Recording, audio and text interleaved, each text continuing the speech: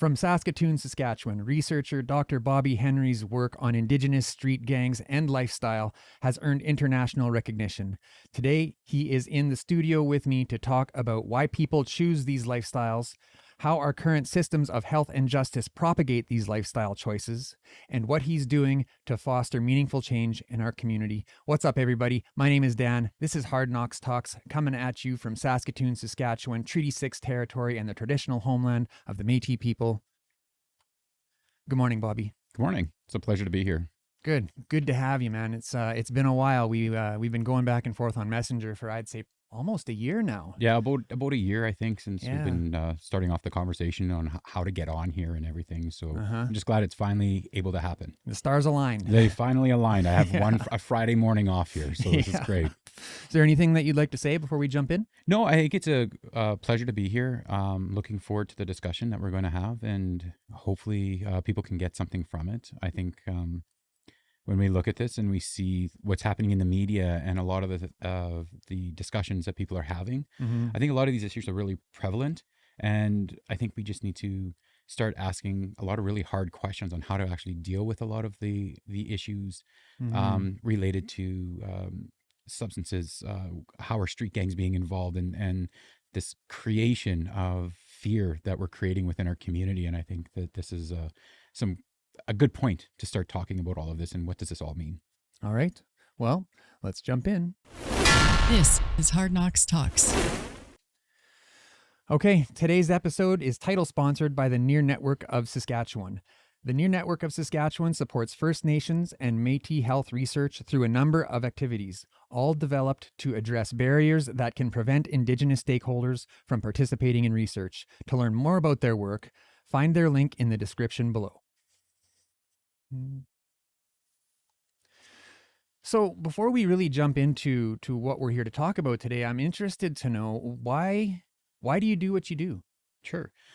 So it's a question I've been asked in the past and everything else. And I got into this when I was an educational assistant back in Prince Albert at Queen Mary Community School back in the early part. I'm going to age myself, but whatever, it's all good. At the turn of the century. So around 1999, 2000, I was an educational assistant at Queen Mary Community School. The issue of street gangs were just starting to come up into the media in Prince Albert. It was starting to come in and say, no, gangs are becoming an issue.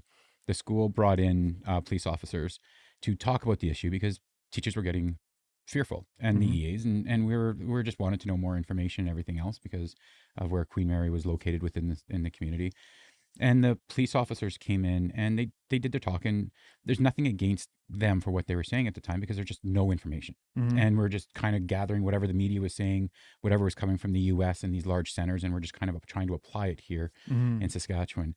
And for those of you who are maybe not familiar with Prince Albert, it's a quadrant city. So there's definitive lines that you can make a quadrant out of it, and it's all geographically laid out. And if you're from Prince Albert, like I am, you know when you talk about certain areas, like what's going on. So when the police were there, they started to say, well, it's these kids wearing backwards baby blue New York Yankees hats. And what we have to understand is at the time, New York Yankees were going through a branding. So they were trying to brand, and this is where the hats were changing colors and everything else. And so they're trying to get into pop culture a little bit more instead of just sports culture. They wanted to brand themselves out. So they said it's these kids wearing these hats. And I asked the question and I said, well, what about the kids who are wearing these hats in the same way up on top of, on the East Hill? And in Prince Albert, the East Hill at the time is primarily upper middle class, primarily white. And they were wearing the hats too? And they were wearing the hats too. Yeah. Oh. So you got to remember, like pop culture, the New York Yankees, it isn't just specifically for certain things. Yeah. So they're wearing the hats. And the police were saying, no, not those kids. What about the kids on the West Hill? Not those kids. What about the kids on the East Flat? Not those kids. But when you kind of get to Midtown, like that's what we're kind of see. And I said, so basically it's only these kids on the West Flat that you're looking at. And what they said was, yes, because they're the ones who commit crime. And that hit me because... Was there truth to that? Well, what the truth is that area is high, low socioeconomic, high Indigenous population that lived there. So to me at the time, I didn't really understand. I understood that something was wrong. Mm-hmm. But I didn't quite understand what was going on with it because um, I had family that lived down in that area. I had family that were wearing like the baby blue hats because that's what it was, but I knew they weren't gang members. Mm-hmm. And so I started to ask the question, well, why is it that we can associate these sort of negative labels onto Indigenous and poor bodies so rapidly and so quickly and associate their behaviors to criminal behaviors when we see the same behaviors going out in other areas, but we're looking at them differently. Where we're not looking at them as criminal, but it's like, oh, they're just boys being boys, or they're just learning how to grow up, or they're just making a mistake. Mm-hmm. Whereas these other kids are doing something different. So that's what got me into this thinking about what is like, how are we constructing gang? How are we utilizing certain bodies, certain things on this? And so that kind of led me into, I went through SUNTEP in Prince Albert, where the courses and the classes, when we had open assignments, I'd look at what is the policy that schools have on street gangs, because they start to build these policies, no bandanas and so forth. And then when I was finished that, I ended up starting a master's program in the College of Education, where I was looking at how do youth define street gangs from themselves, from their own perspective, because we didn't have a definition of what was going on, and we were applying definitions. And I was trying to ask, okay, well, how do the youth see themselves? How do they see these groups? I couldn't do it at the time because there was some shifting that was happening with, And nobody was asking the youth. nobody was asking these questions. Like there were some little reports that were being done at the same time that I was asking these questions. So I was like, oh, great that this is starting to happen. But at the same time that I wanted to start doing work with the youth who are inner city core youth, there were shifts at a federal level on how to do research, and the Tri-Council policies came in. And great advice that was given to me by Dr. Verna St. Dennis was, you're just not ready to do this research yet.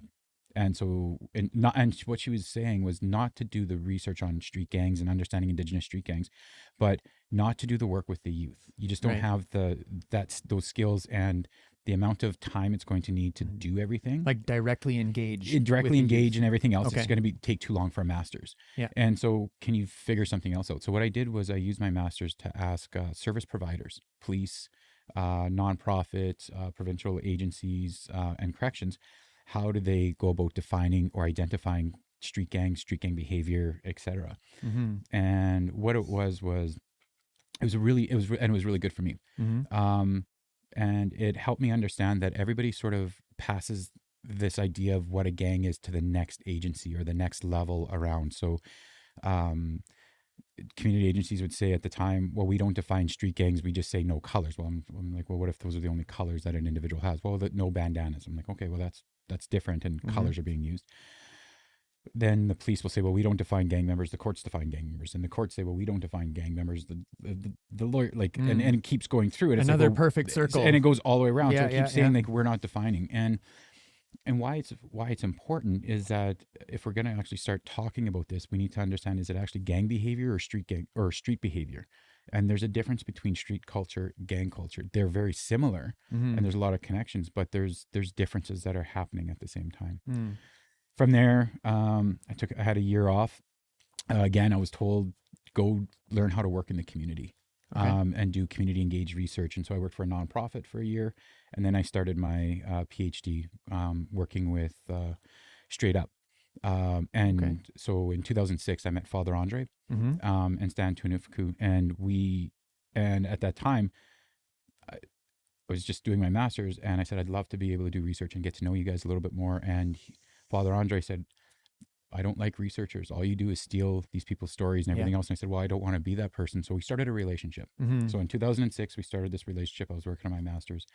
2010, I get into the PhD program with Dr. Caroline Tate. And I showed the project that I wanted to do. And what I did was, in my master's, I saw this book called It's All Good by Boogie. And what he did was he went into the Bronx in New York and took a camera and started taking pictures of what he was seeing. But then he was taking pictures and people started to talk to him, and he started to collect their stories, and then one person, and then he would have these stories come out. And then that's what I wanted to do with my PhD, was begin to understand what is the role that masculinity plays in constructing this image of the gang, Mm-hmm. and how do individuals come into it, and how do they work themselves out of it through Mm-hmm. photo voice. So an arts-based research methods where you give, so instead of myself taking the pictures, I gave cameras to straight up members who wanted to participate. Hang on a sec. What did you call it? Arts-based? It's arts-based research. Arts-based. Yeah. So Isn't that kind of like what I'm doing? so photo voice, kind of like what you're doing with podcasts and everything else like that. So yes, relevance. So tell me now, what is your current position at USask? sure, I'm an associate professor in the Department of Indigenous Studies, Mhm. and then I'm the principal investigator for the Networks Environments of Indigenous Health Research, which is a Natawin and Mamawi-Kekiak research networks. Mhm. And so the NEIHRs are, there's 9 across the country, and they're to support community engaged or community based research, Mhm. and to try and improve health and well-being. And each one is different on how they work. Mhm. With ours, we decide to go in a distinctions-based approach and trying to make sure that First Nations and Métis, because there's issues with the term Indigenous, where everybody sees Indigenous and it's all Yeah, put together. Actually, I was sorry to interrupt, but I was at a meeting, and our friend Jason Mercurdy was up on the podium, and he was giving everyone crap for doing just that. Yeah. Like you guys are taking records and stuff, but you're just lumping us all into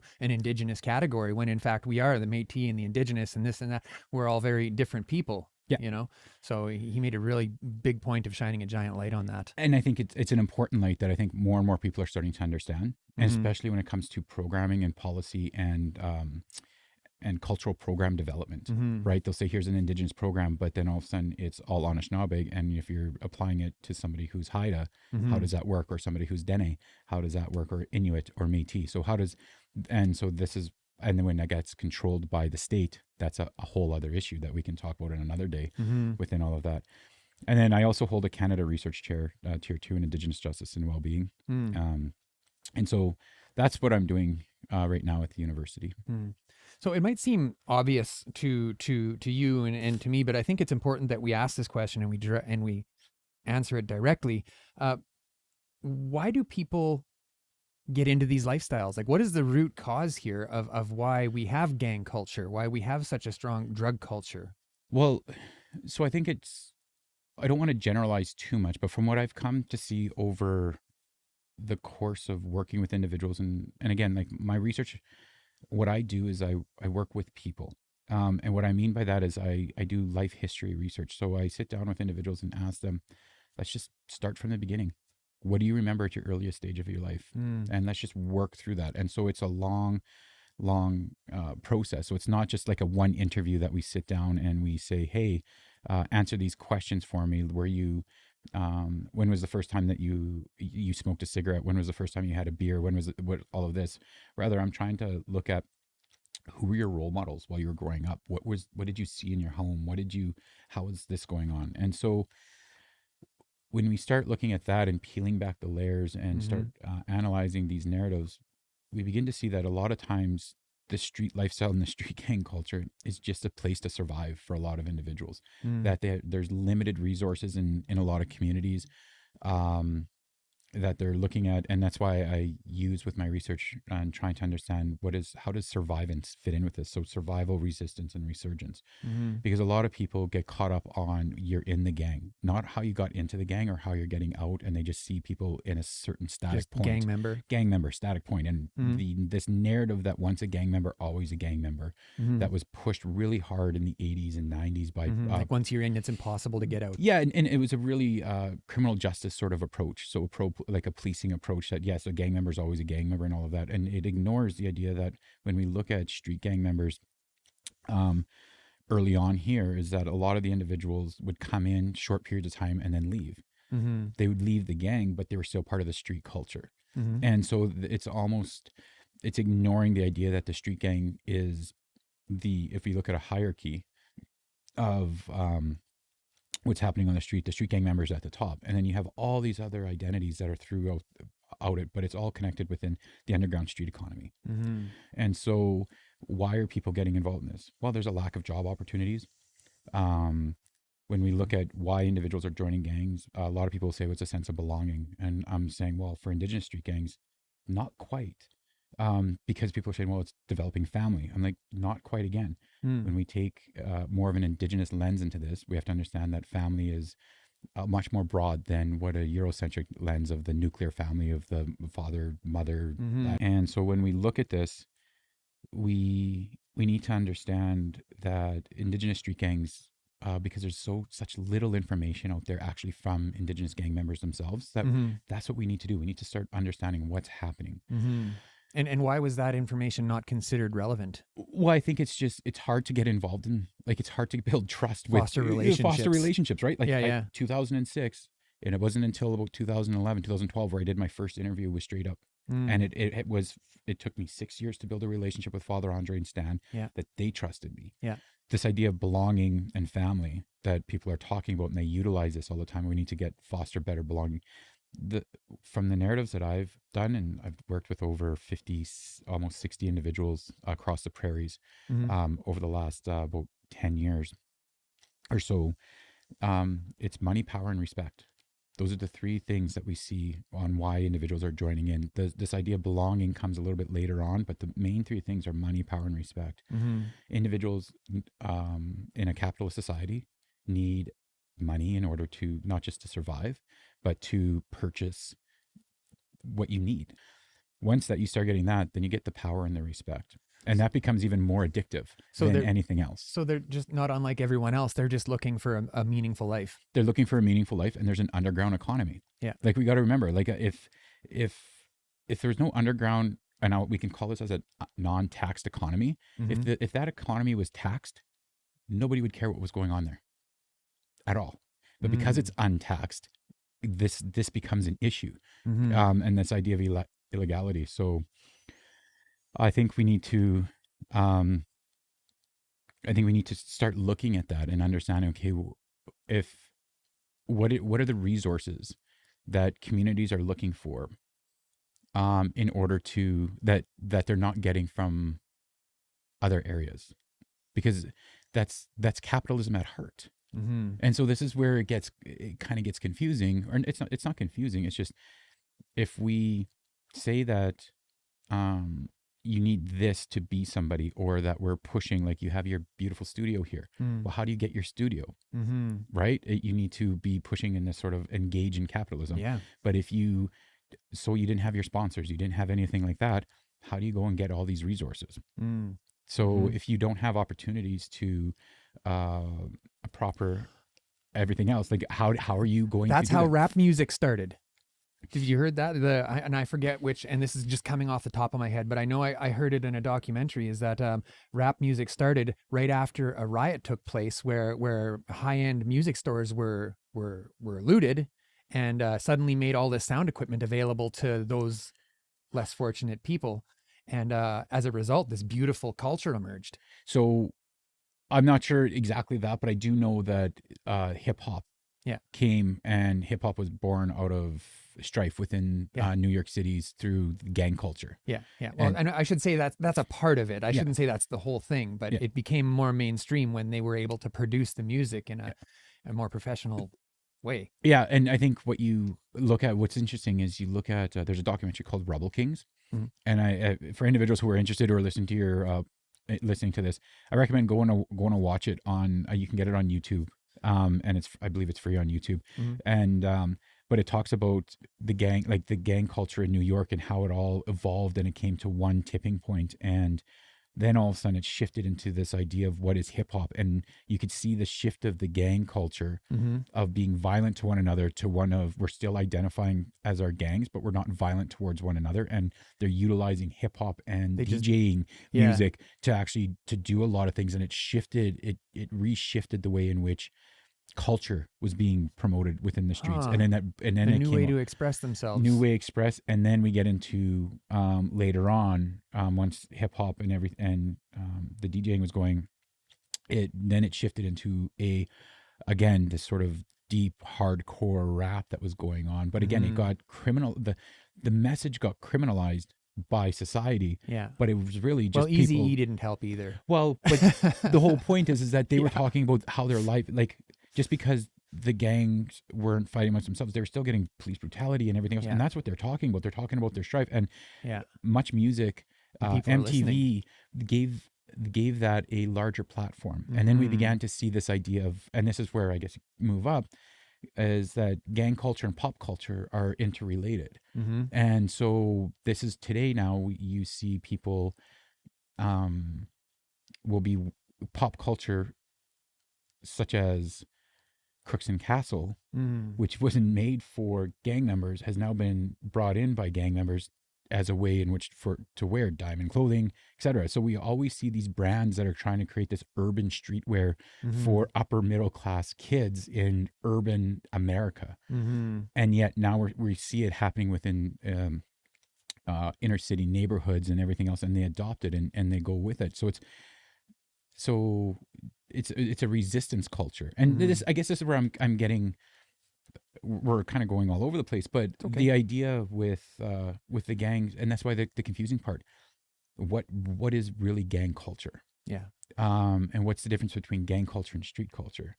And this is where I'm at, and in my research is trying to just understand. Okay, how do people get involved? What does this culture mean? And then how do people exit is, and what are the supports necessary? And that's why I use survivance as a way to show that it's a life history. We've got Dr. Sharon Akus in the chat, bringing up a very good talking point. Good morning, Sharon. My friend Sharon says another thing that is important in Saskatoon, Regina, and Prince Albert is to somehow let these people know using red, blue, black, white, and yellow, which are also used in traditional ceremonies. So, in a way, this could be used, and inadvertently or not, to attack culture. Do you know what I mean? Well, I'm not sure if it's attacking culture. Like when you start not advertently, but no, but again, like I think there's ceremonial. Like again, I think what Dr. Sharon Akus is highlighting is that there's within First Nations cultures and ceremonies, there's cloths, and the cloths mean specific colors and everything else. And I agree, and I think that that's really important. That this is a to go back. But within the street culture, because the street culture that we have here is adapted from an American street culture. So, and there it's the colors and the flags, and that's how you identify your who your crew is, right? So just like if I wear a Canadian flag on my backpack and I go across the borders, people know I'm Canadian because I have the Canadian flag on my. And apparently you get treated better. Supposedly, yeah. That's why. Do you put an American flag on, or do you put a Canadian flag, right? So when you go internationally, so this like right there, so.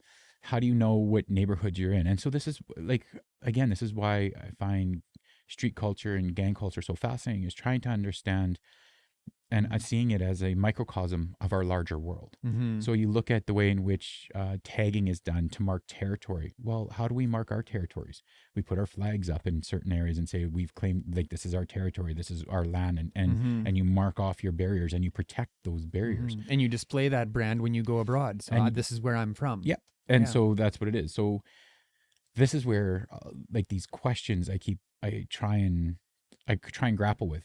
And then when it comes to like the idea of addictions, it's people always run and say, well, it's substance and everything else. And I'm like, okay, let's pull this back again. What were the three reasons why individuals became involved in street gangs in the first place? Money, power, and respect. All three of those are very highly addictive behaviors. If you don't have money, and you have money and you lose it, you want it back and you want more. If you have power and you don't have power, you want it, or it gets taken away.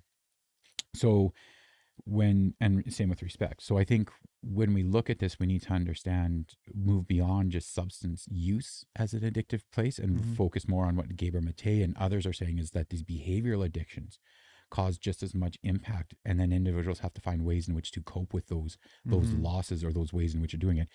And then that's what leads a lot of times into substance misuse.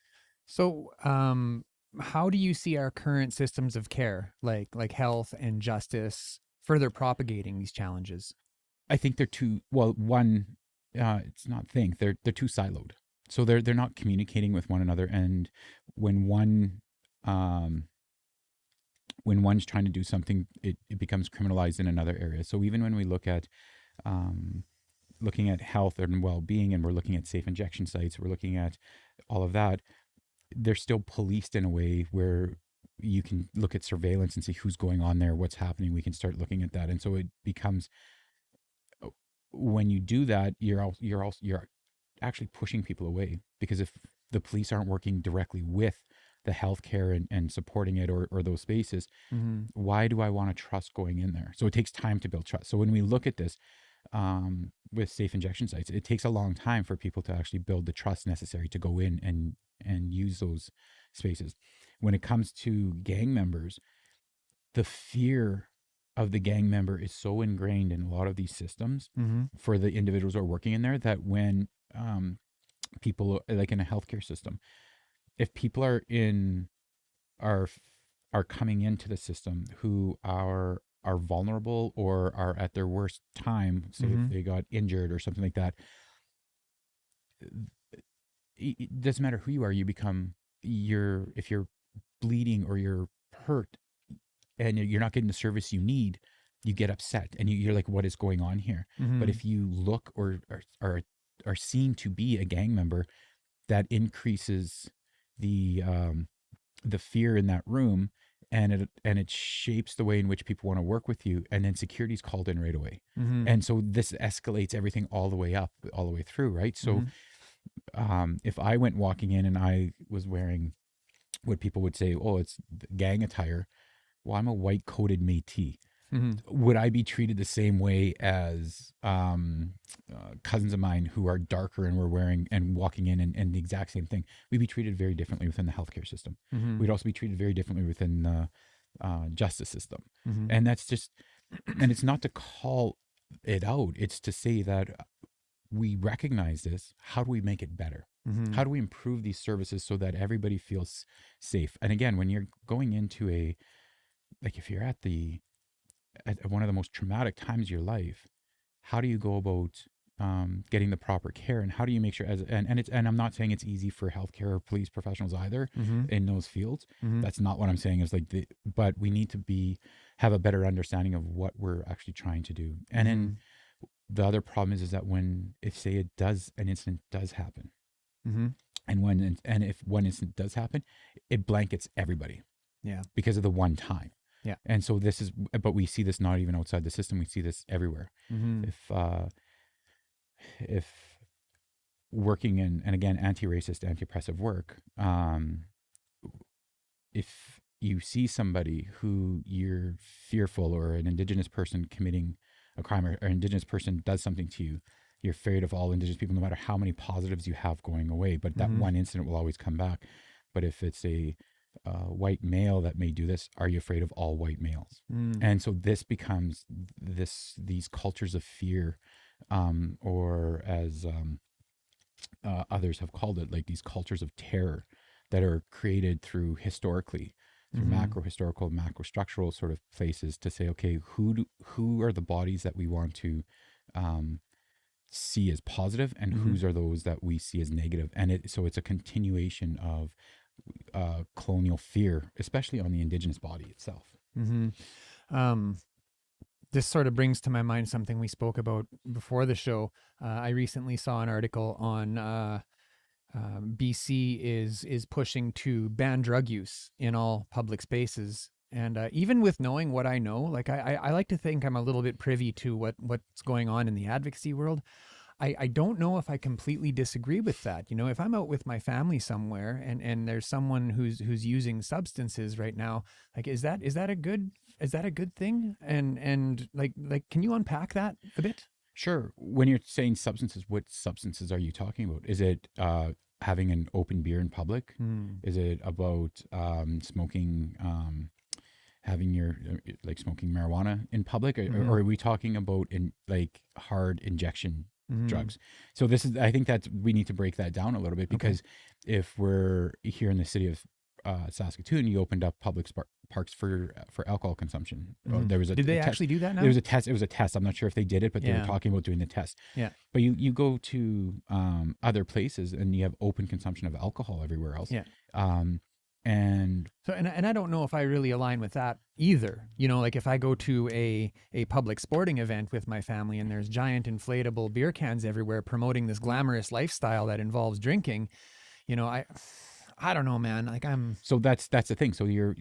We promote. You go to a Blades game and there's alcohol being sold. You go to a concert, there's alcohol being sold. This is how you have fun. This is what it is. So if you want to do this, but we have more incidences, and watch the police, like watch the violence that happens with a bunch of individuals doing that, and that's in there. So why is it that we want to criminalize primarily poor bodies of color in spaces when they're by themselves for the most part, right? So why is it that we're willing to do that, but yet we'll go across the road and they may be having a beer in public, but there's a fence, and then on the other side is everybody else drinking, and everybody's allowed drinking, but they're not allowed in because they don't have the finances to get in there. Oh, yes. So so here we go. So when we start looking at this, I think one of the things we have to look at is, okay, are we attacking the addiction, and that's what we're afraid of, or are we more afraid of the poverty that's becoming more apparent in our eyes? And we don't want to see that. So people who have economic stability, they can go into their home. So they don't have to worry about doing something out in the open. And when we're talking about out in the open, are we just saying like public, like in a public space? So what if you're walking your kids and somebody is using in their backyard, but you can actually see them using it? Like, is that how does that work? Because where's the line? Where does it come in? And so if you are homeless, where are you supposed to go in order to do this? So you're saying that, you know what, people who are living in poverty do not have the right to do this. Only people who have economic stability have the right to do this. And so I think these are sort of the questions we got to ask. So if you're looking at it from the point of view of, okay, they're using, and it's open needle use, and you're closing down safe injection sites. Well, if you're closing down safe injection sites, then where are... And then banning public use. Banning public use, we're criminalizing. We're criminalizing addiction. And what we're doing is we're creating a larger carceral approach to deal with mental health issues. And so this is when we're looking at when the silos don't kind of make sense together. So we know from other countries and other places that when you decriminalize and you legalize substances and you put your money less into policing those substances and more into the healthcare of it and looking at that, like supervised consumption, you see a decrease in the usage of these narcotics, and you see a decrease in violence, and you see everything coming down. It doesn't happen overnight, but it takes time, and you begin to see this over a trajectory, which is, I think, a problem we have. Is that we want this magic quick pill fix. We want it to go away tomorrow. And how we got here has been a history of how to get here. It wasn't, we don't have the issues that we're talking about today, that our communities are talking about today. These did not pop up overnight. This is a long-standing thing that slowly began to continue to increase. It's just come to a tipping point. And so now, how do we start looking at this before it tips too far over? And how do we begin to reduce this and go backwards and have those conversations and realize that it took a long time to get here. It's going to take a while to get back, probably twice as long to get here. So talking about criminalizing drug use and addiction, with Alberta's move to what they call compassionate intervention, most would call coercion. Now these strategies are not new. I mean, people have been coerced into treatment for years and years in Saskatchewan here, coerced even into attending 12-step programs. What is your opinion on that strategy? I mean, they're going as far as they're setting up special places within their prisons to house these people who they have compassionately intervened with.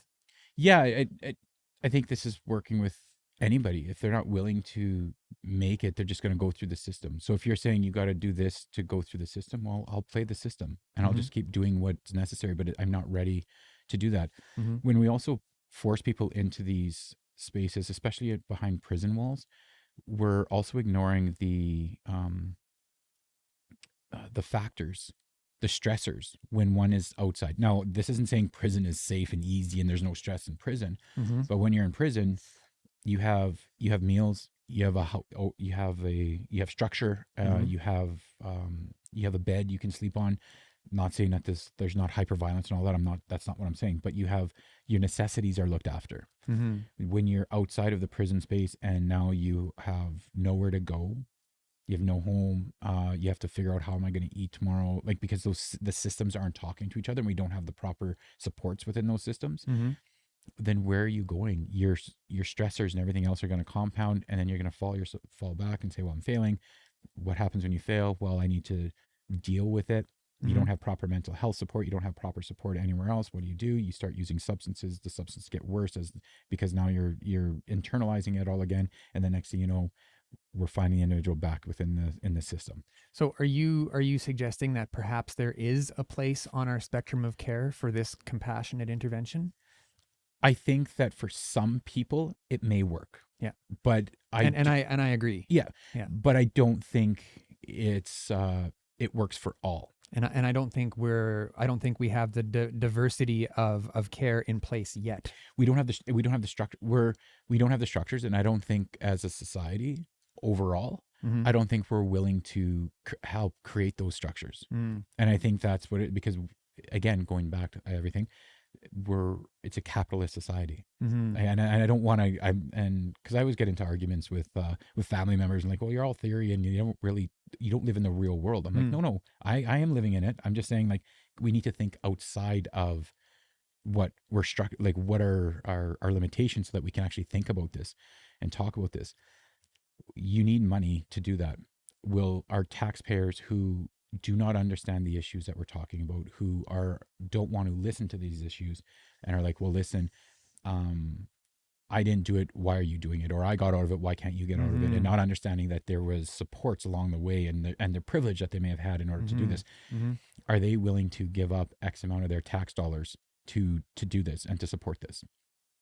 And so how do we work within this? How do we educate individuals to say, okay, you want a safer community? It's not about adding more police. I'm not saying get rid of police. I'm saying, how do we make sure that we have the proper resources in our community and that our resources are going in the right way?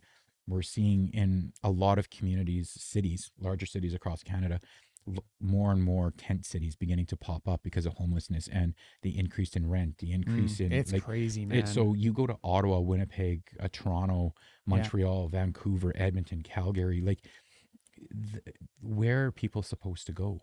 Yeah. What's going to happen? And again, in Saskatoon and in Saskatchewan, we see it happening out there and it's like, it's never going to happen here.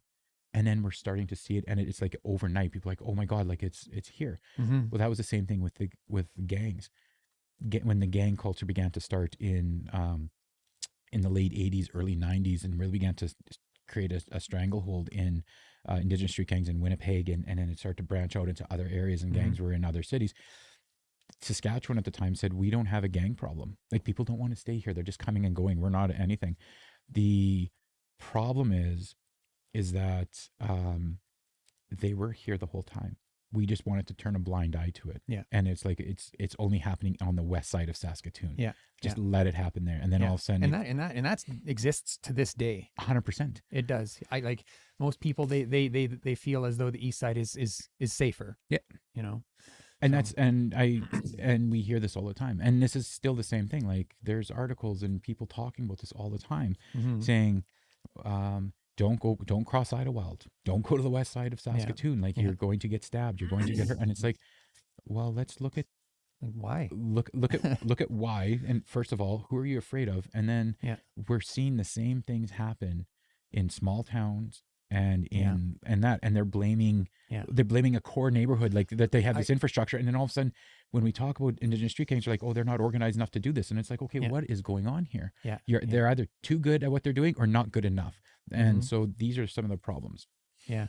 I just got a message from a friend the other day saying that he had a family member living in a tent outside of Allen. You know, this is certainly not an inner city problem. This is propagating throughout our province. Yeah. But I noticed you a few minutes ago, you touched on the importance of lived experience in policy reform, and how and it reminded me of a conversation that I had with our friend Colleen Christopherson Cote.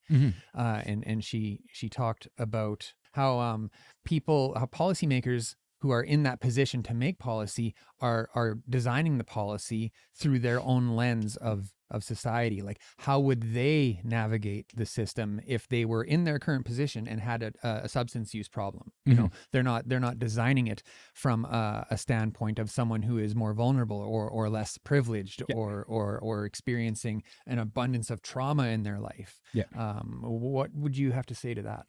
Well, I think that's where we need, when we're looking at developing policy, it shouldn't all just come from individuals who've never had experience within this. And I think that's where we get the best sort of program development, is that when we look at people with lived experience within that, then they have to be able to talk about their experience and okay, we're going to develop this policy. That won't work. Well, why won't it work? Because this, and this is going to interfere with that. Oh, okay. So maybe we got to pull this policy back a little bit and focus more upstream than it is downstream on what we're trying to do here. But we need to be able to create spaces where these positions aren't tokenized. So the more I see things now, and a lot of these communities and agencies and think tanks that are doing, they bring in people with lived experience on whatever the subject matter is that they're looking at.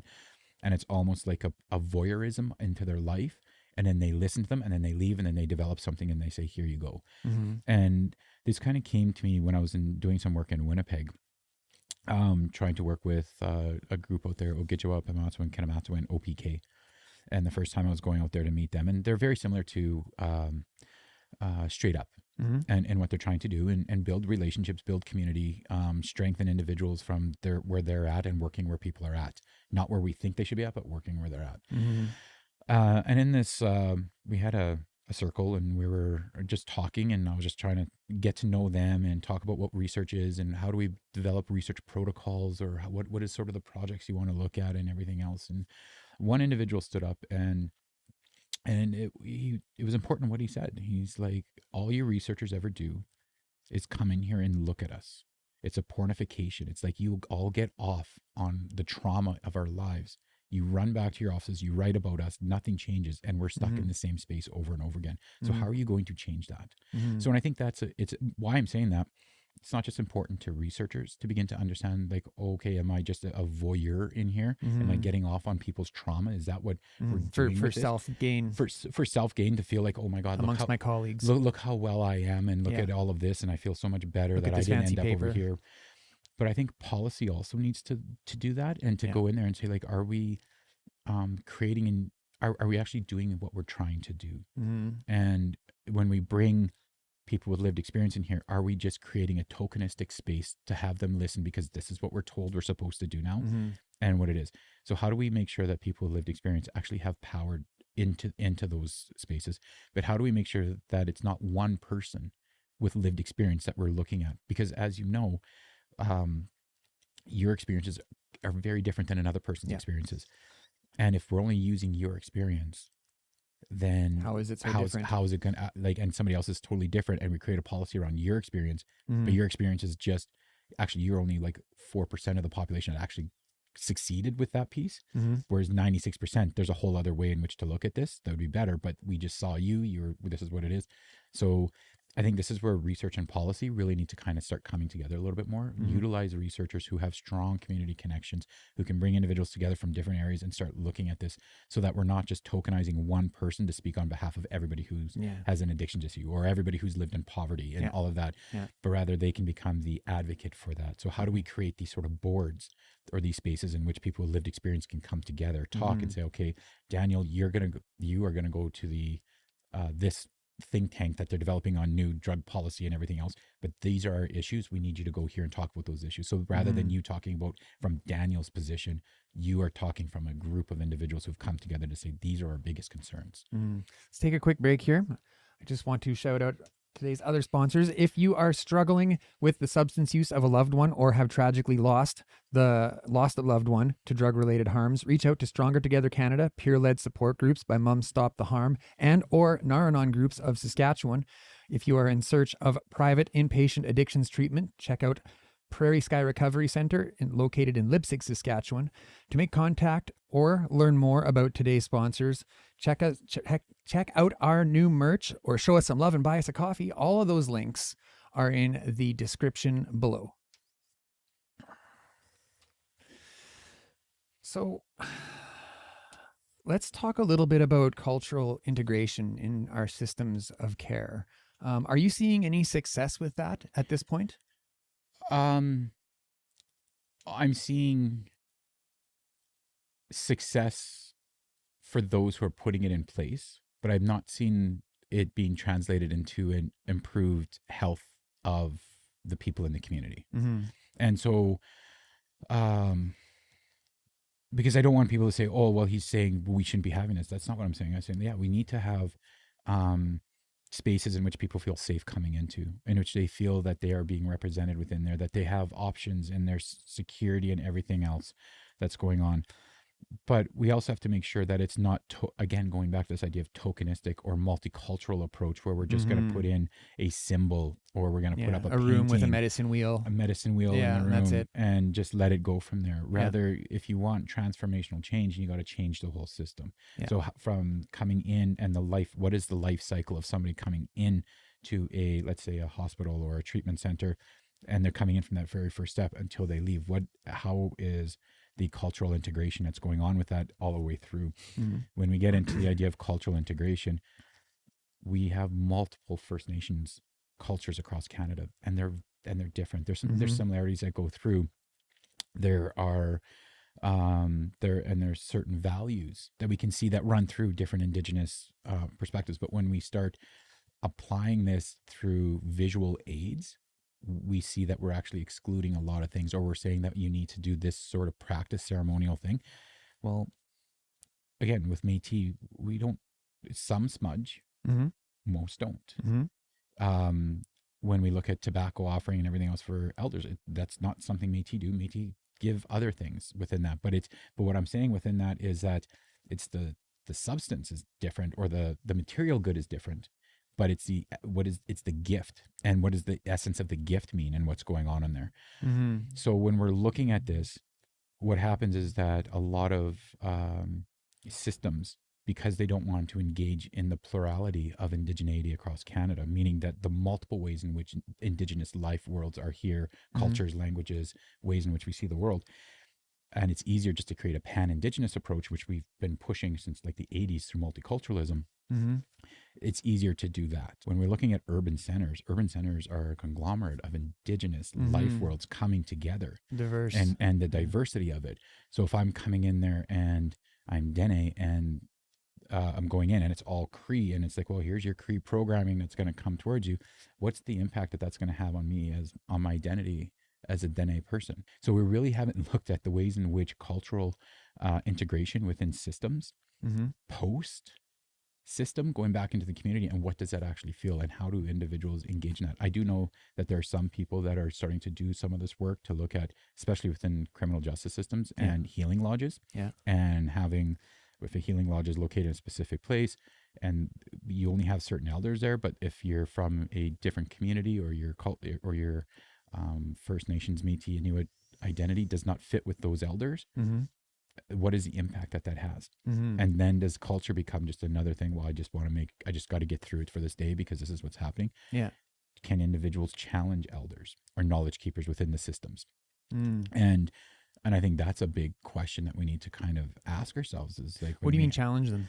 Well, when we look at, when we have elders and knowledge keepers in here, there's a idea that what they say is 100% like law and everything else. Okay. But how I always grew up is that you have the right to ask those questions. Yeah. And to do that. And the elders and knowledge keepers that I work with and that I've been around, they enjoy those questions. Yeah. They love those questions. Like, oh, you know what? I never thought about that. Or the reason why I say it this way is because of this. And they have explanations to do that. But I hear stories from individuals where they say that they ask the question to an elder or knowledge keeper, and it's like, well, this is the way it's always been done. Don't ask me another question. And it just shuts them off, and it creates a thing. So there are these discussions around who gets to claim to be an elder or knowledge keeper. And if an elder and a knowledge keeper is paid by an institution or a system, but are they actually, they're representing that organization? Are they actually representing their people, their culture? Well, not their culture, their people. And I Okay. think we got to separate that idea of culture and everything else because of the way it's practiced. So you can practice your culture and still be part of a system. Okay. But if that system is oppressive to your people, how does that work? Okay. So this becomes like and so I've had people come and talk and say that, yeah, sometimes elders and knowledge keepers are weaponized against their own people because the system needs them. And so here it is. And then all of a sudden it becomes a weaponized. And this isn't to say, well, we shouldn't have elders, knowledge keepers. No, we need them. Yes. We need them in those spaces. But we need to be able to have very critical discussions in an ethical manner to ask what is happening here, what is going on, and is this person the right person for this? And again, there's also community politics involved in all of this, right? Yeah. So It's very complex. it is complex, Yeah. and that's why I think we need to have more of these discussions and open discussions about all of it. And to say like if the agency's been working or the system's been working with this elder for over 15 years, and you could go in there and it's like, well, have any other elders been involved or knowledge keepers been involved in this? And like, do you have a circle where experiences and knowledges can be brought in that are different, or are you just using one? And it's like, well, we've only had this person. And it's like, well, that's not really good because you need to be able to get multiple, because it's just like, for myself, I'm a researcher, and I keep telling people that if you don't just listen to me. Yeah. Take what I'm saying and find somebody else. Yeah. And just go through. And if what they're saying is different than what I'm saying, ask the question, why? What's the difference? Why is there such a difference? Yeah. And it's that critical thinking that I think we're kind of missing within the systems. Yeah. That we want, again, going back, we want that quick fix. We want that pill. We want that policy to come in and fix everything for us so we can go on about our lives. We don't have to think about it. We don't have to engage in any of this. Whereas these are complex questions without a simple answer. And we just need a lot more, it sounds bad, but we need more time and space in order to do this. So, but that's what we need to do. We need to find, how do we build what I call myself and others call relational accountability. How do we build ethical relationships? Yeah. So we can have hard discussions. Yeah. And work through that. And I think, and it can't just be hang on a second here. Yeah. So if you're say, we're talking to service providers right now. Say there's service providers out there listening right now who are wanting to do better in community, who are wanting to foster more meaningful relationships. Now, everything that you've talked about, what advice would you give, or what suggestions could you make to these service providers who wish to improve their relationships and help people who are using substances or who are engaged in dangerous behaviors? Well, I think one is you got to know who you are. And what I mean by that is that working with grad students who want to work within urban populations who are street involved and everything else, I ask them, like, where have you come from? Like, how have you ever done any work? Have you ever done, like, what's your family background? Like, you have to know yourself. What qualifies you? What qualifies you to be able to do that? Like, because as soon as you go into these spaces and you're saying, I just want to help people, I'm here to help because I feel sorry and all that, you should not be going into those communities. Because you're not ready to, because you're doing it as a savior moment rather than trying to understand where people are coming from. And so there's that piece to it. The biggest thing is getting to know your community. You're a service provider. What are you, if you're working for a nonprofit organization, then what is the people you're working with? If you're working with a government agency, what are the nonprofits in the community and how are they working with it at a grassroots level? Because they probably have a stronger connection with certain individuals that they're working with. So begin to build those relationships. Realize that it takes time. And you can't do everything. And when people are in a substance abuse lifestyle or a street culture lifestyle that's mired in violence and everything else, sometimes they're not ready for change. They're not ready to take that step and to understand, okay, how do we make sure that there's an opening and a safe space that they recognize this? that when they're ready to make a change, that I'm here, or that the service is here, and that they can come in and see what's going on and continuously allow for mistakes to happen. Because I think that's the biggest thing, is to understand that success is never built off of 100% things getting right all the time. Success is built off of a lot of failures. Wrong things, a lot of failures. A lot of failures to understand, how do I not do this again? So, and I think we forget about that when we're talking about individuals who are struggling with addictions issues, or struggling with substance misuse, and living in poverty, or have issues with homelessness, and all these things. Is we forget that we're here because we were able to fail and then succeed the next day.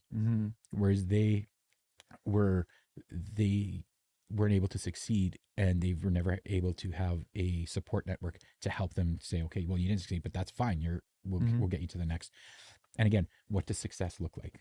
Like, success is different for everybody. What's the benchmark? What are you working with? And again, is success just living a happy, what you consider a happy lifestyle? Yeah. And to me, success is, how do we live together in a way in which we're not utilizing violence onto one another and hurt and killing each other within these spaces. So to me, if we focus less on, we need to get drugs off the street, and focus more on how do we actually decrease violence within our communities, that changes a lot. That changes the way in which we're engaging in this, and it changes the way in which we want to. To me, if you're a gang member, it doesn't bother me if you're a gang member. Like, it really doesn't. All I care about is you don't engage in violence. Because, like, you go to a local sports team, like, that's what we're talking about when we're looking at all of this. It's like, it's a group of individuals coming together. How do we do that? It's that's what it is. And again, this gang culture, street culture, and these street substance and addictions issues that we're seeing, they're never going to go away until we're actually going to start looking at root causes. You think they'll ever go away? I don't think it'll ever go away. Not completely. It will never go away until we're willing to take drastic measures to truly understand what is causing this. And until we're ready to tackle the issues of neoliberal capitalism, looking at the ways in which we're incarcerating certain individuals, looking at the way in which racism, sexism, homophobia, and all that are ingrainedly violent onto individuals simply for being alive, the things aren't going to change. So how are we going to change a whole system? Do I think we're going to see a lot of people say burn it down and start over? Can't burn it down and start over. No. Because if you're going to do that, we have to wipe all of our minds. Yeah. That's the truth. Like, people are like, we got to burn it. I'm like, no, because you have a history and knowledge of how something was built, and you're going to build it back towards that. So you need to re-educate and find out new ways to come together to think about these issues. And how do we do that? Until there's 100% healthcare, mental health supports all the way across that, no matter what, that's what it is. Then, and everybody gets access to it. You're always going to need those underground economies with substances in order to deal with trauma. So you're always going to need that. So until that happens, there you go. So if you're saying that gangs control everything and they control the underground economy, until you get rid of the underground economy, gangs will always be there. Yeah. But the underground economy will always be there if there's continues to be illegality and things that are seen as illegal going through society. So the NEIHR Network, your brainchild? No. The NEIHR Network is... First of all, what does NEIHR stand for? The Networks Environments of Indigenous Health Research. Okay. So, and when we look at this was in 2019 it was funded. Dr. Caroline Tate was the nominated PI at this time. I was just coming back from the University of Calgary, and I was applying for one for the National Coordinating Center, which... we put it together, and this is where it came from. And then she's moved to the University of Calgary now, so it's almost like we swap spaces. Now I'm here and I'm the PI with it. And what we're doing is we're trying to work with communities, Indigenous communities, on different research priorities that they see. And so what we do is we provide funding for small projects, up to $10,000, to either look at what sort of research is going on, but also looking at knowledge translation. So we have, say, a community did some research on substance within the community, but they have no way in which to get it out to the community. That's my jam. Get it out there. That's my jam. we provide funds for individuals to be able to get that knowledge translation, knowledge mobilization back out into the community the way the community wants to see it. So we provide funds like that. We provide spaces for students, to student support. For the University of Saskatchewan, University of Regina, and First Nations University, because we're not just a University of Saskatchewan network, we're a provincial network. We're just housed at the University of Saskatchewan. And so we do that. We try and look at supporting Indigenous and slowly supporting a little bit more non-Indigenous graduate students who are looking at working with communities in a good way. And so it's a conglomerate of researchers and community agencies and community partners who are trying to come together to say, okay, what are the issues that we're seeing? How do we go about doing this? And how do we begin to build more relationships and knowledge for the community going out there? And so it's a network. It's like, how do we keep building it out more and more and more? And last week we had a research day out at Saskatchewan, and we're going to be holding these every year now, where we're going to be bringing back anybody who gets funding from us or do projects. We're going to invite them back with their community partners to relay what they're doing and what they're seeing to other communities, and an open event for people to see, okay, what does research look like? Research is more than just surveys and doing an interview. So knowledge transfer and accountability type thing. Yeah. Okay. So we want to make sure that the communities are like, this is what we're doing in the communities. This is what's happening, and trying to be transparent, because, and we're trying to hold these events so that other communities can see other researchers that are going on that they may not know of, and hear, oh, I can go and talk to this person. Networking. Beautiful. Well, there we go. Community building. That's Love the whole thing. It's like, how do we go about doing this, and how do we make sure, are there ways to do better? 100%. But we want to continue to grow the network, and make it so that it truly becomes a provincial wide network that is supporting Indigenous health initiatives. Awesome. across the province. Cool, man. Did we miss anything? I don't think so. All right. Thanks so much for joining me today. Thanks for having me on. Yeah, no problem. If you're getting anything out of what we're doing here, please give that like button at the bottom of the screen a like. If you're not yet subscribed, please subscribe, hit that notification bell. We go live every Friday morning, every Sunday night, right here on Hard Knox Talks on YouTube. That's it. We'll see you guys Sunday night. Take care. Say, this is Hard Knox Talks.